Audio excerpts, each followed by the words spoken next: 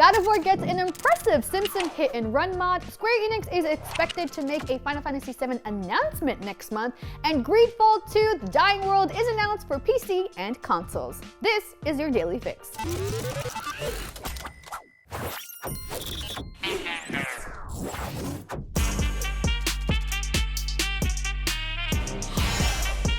An impressive mod brings the Homer and Bart models from Simpsons Hit and Run to God of War, making for an incredibly fun ride for those looking to replay the game. The mod, which was created by Omega Fantasy and joyfully shared by Toasted Shoes, replaces Kratos with Homer and, of course, Atreus with Bart. Seeing glimpses of Homer battling enemies and cutting down trees with his iconic Wonder Bat is awesome, but what truly takes this mod to the next level is the impressively hilarious voice impersonations between Bart and Homer. Come on then. You want me to hit? I want you to try. Ow! For me, the best part of the video is when we finally get to see who plays Baldur, and it's none other than your friendly neighborino Ned Flanders. It's like Ned finally snapped and had enough of Homer's idiocracy until you see Homer giving Ned a piece of his mind.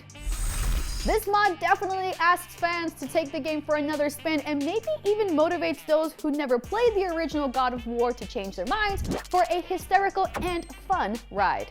In other good news, Final Fantasy VII Remake director Tetsuya Nomura says Square Enix will be making various announcements next month in lieu of the original game's 25th anniversary.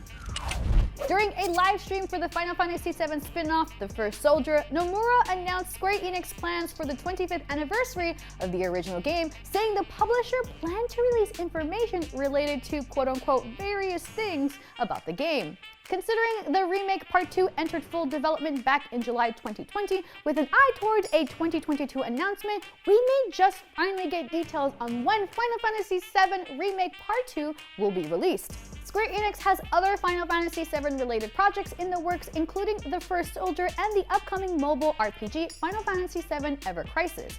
But the announcement could also be related to the Final Fantasy's 35th anniversary clothing line that was leaked back in April, which features 16 unique shirts from every main game. We also know producer Naoki Yoshida previously promised a big reveal for Final Fantasy XVI to come this spring, so we have so much to look forward to next month.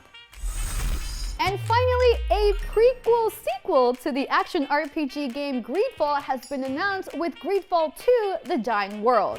Now, I don't know how a prequel could be titled with a 2, because then that means a sequel, so it's a prequel-sequel, I'm not sure. We'll go into details about it.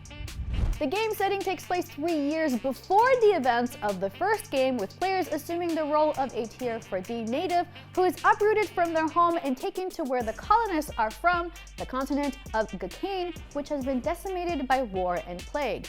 GreedFall 2 is planned for console release in 2024, but no details were mentioned if it will be released on previous gen consoles like PlayStation 4 and Xbox One, or skip it entirely.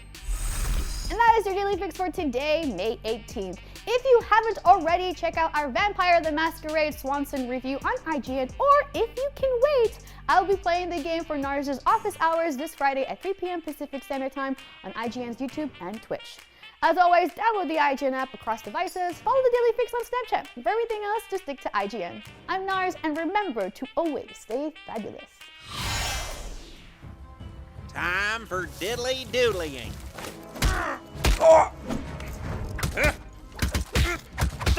Yikes!